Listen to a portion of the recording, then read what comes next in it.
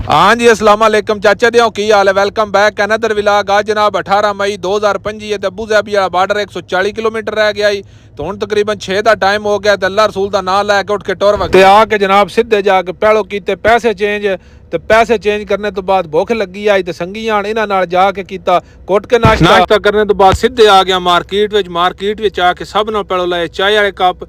उस तो बाद किचन च लाने वाली शीट लई ते पाकिस्तानों देसी घी आया ही ओ लिया।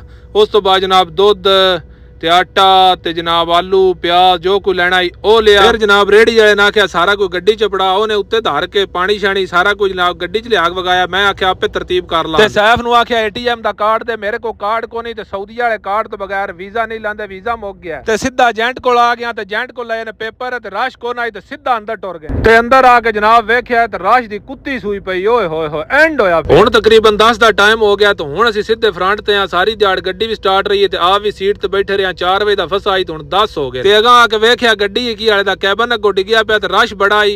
सीधा जवाजात च गए, उत्थों लवाया सऊदी वाला वीजा लवाने तो बाद जनाब टाइम हो गया 2:30 दा। उस तो बाद कैमरा कराया, कैमरा कराने तो बाद आए तो उन्हें आख्या सारा माल थल्ले ला के दी तफ्तीश सारी रात ही आई बार्डर ते ला गई तो हुण 7:30 दा टाइम हो गया। लोड कीता। अल्लाह हाफिज, पाकिस्तान जिंदाबाद।